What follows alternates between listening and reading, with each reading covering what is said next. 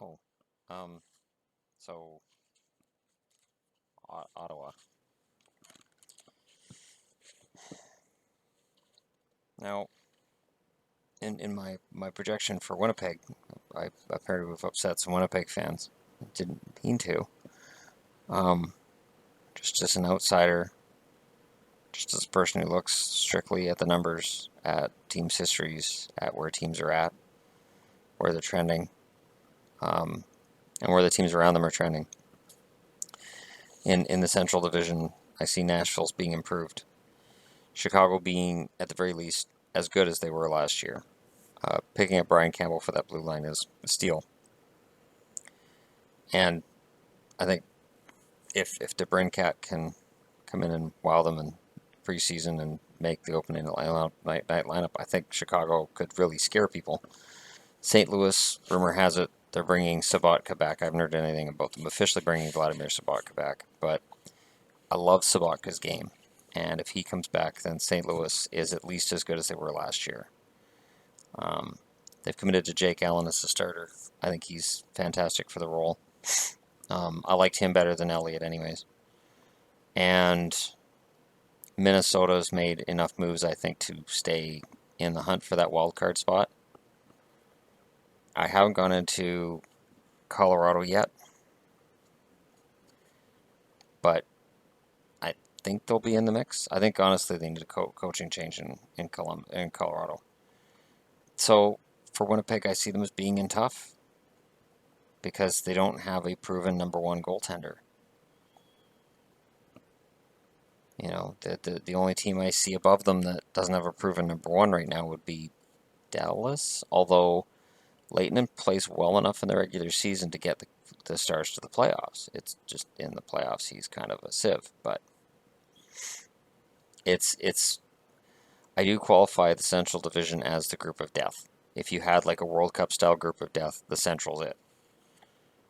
And yet this is an Ottawa video. Ottawa's not in the group of death, but they're in the Northeast. Tampa's ahead of them. Florida's made enough moves, I think, to stay ahead of them. I think the state of Florida is going to be the number 1 and 2 teams in that division. If Carey Price is back, Montreal's number 3 in that division, I believe. I think Detroit has made some smart moves, and I think they've done enough to stave off falling out of the playoffs potentially for now. And then, you're into the wild card spots. You got to worry about teams in the Metro division. And there's some really good teams in the Metro as well. So you could see 5 in the Metro make it and 3 in the Northeast. It would be tough for Ottawa to break into that. It would be very tough for Ottawa to break into that. And I like Ottawa's blue line. I'm okay with their goaltending. I think Anderson's likely going to start to decline here. And Hammond isn't a starter. And there isn't really anybody behind them who's ready to be a starter in the Ottawa system. So that could be a potential problem. Up front, you have Hoffman, Turris, and Stone. Then Zach Smith, Mika Zibanejad, and Bobby Ryan. Clark MacArthur, if he's healthy, plays on the third line with Pajot. And I have Nick Paul on the third line. Fourth line, I have Curtis Lazar, which is not an ideal spot for him, with Chris Kelly and Chris Neal. The fact that Chris Neal still makes their roster, I think is a little bit problematic because Chris Neal is honestly probably not on a lot of other rosters, and he may be a fan favorite for things he's done, and he may be a fantastic guy. On free agent day, they had John Scott, in the TSN studio, and he's a great guy. Fantastic. It was hilarious watching him. Every time he was on there, it was great. And I enjoyed what he brought to the team. But if John Scott was in Vancouver, he wouldn't crack the top 12. And I don't think Chris Neal would crack the top 12 in Vancouver either. The extras, I have Verone and I have Buddy Robinson. Robinson is 6'6", 232 pounds, and I think because of the aforementioned Neil, I think they're going to be looking for somebody who's 6'6", 232 to step into that lineup and just provide a little bit of grit and toughness in the bottom six. He played 3 games last year. He had 1 goal, 1 assist in those 3 games. And if you're going to say, oh, well, where is, and name off one of the prospects, the rest of their prospects, because I don't see them in the top 6, are better served being in the American Hockey League, as long as they can clear waivers, if they have to. I don't think they have to. But you're better off having your prospects play top 6 in the AHL and work their way up to the NHL. Detroit and Chicago are good examples of teams that they don't bring them up early. And if they're not ready, they just don't bring them up at all. But it's the mix up front for Ottawa is good. I don't see any of them being point-of-game players.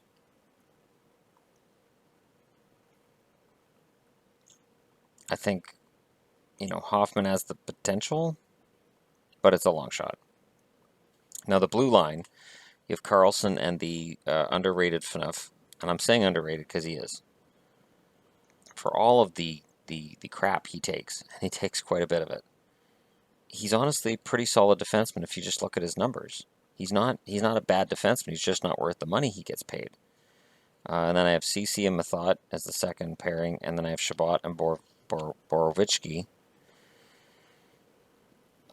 as the third, which is tough because they did re-sign Clayson. Clayson could take that spot. And they have Koska, and you never know when Koska's going to go on a hot streak and make it onto a roster. And I'd be okay with that. Koska's a good utility player. But I have Shabbat making the lineup.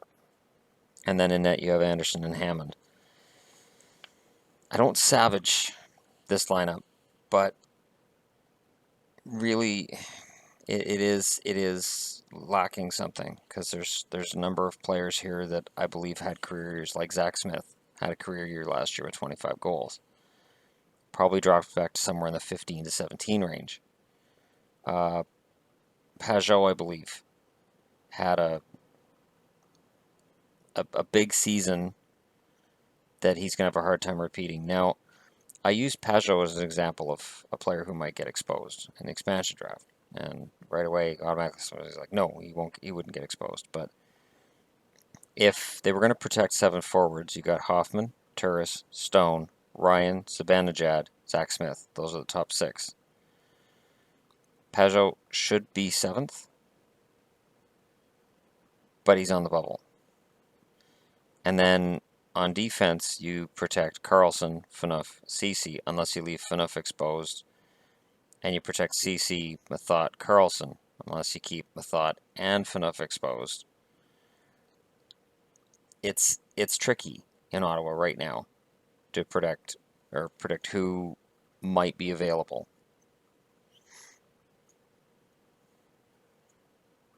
So, yeah, it's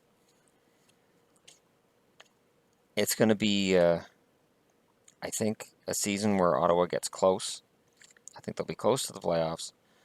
But ultimately, I don't see, and before anybody mentions this year's first-round draft pick, Logan Brown, I don't see him being best served being in Ottawa's lineup this year.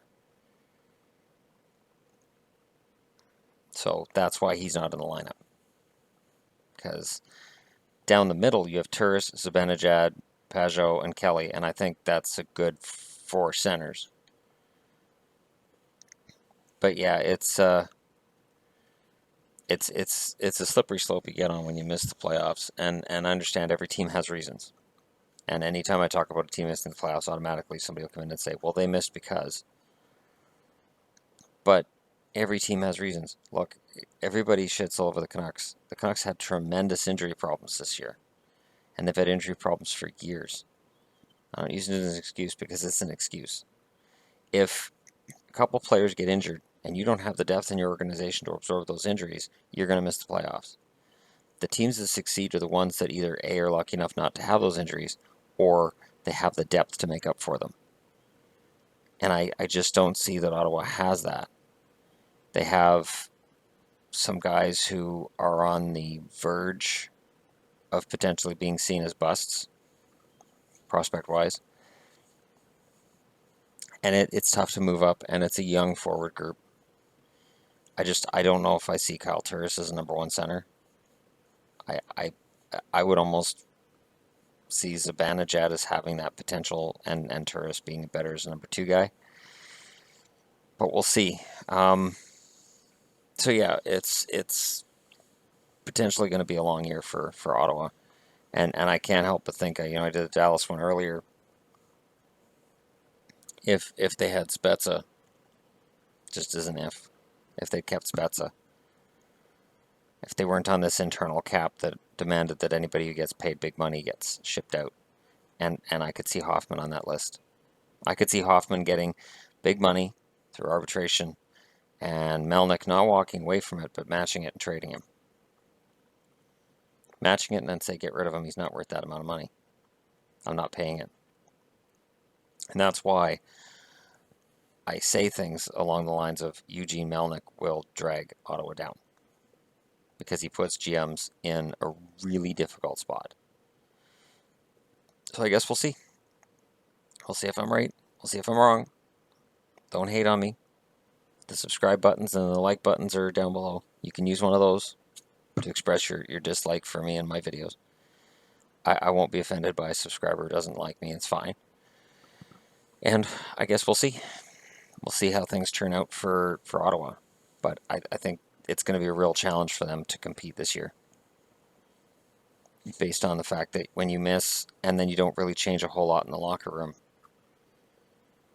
you're in sort of Carolina Edmonton territory. It's not a good spot to be in. So anyways, thanks for watching, and I'll be back with 3 more teams tomorrow.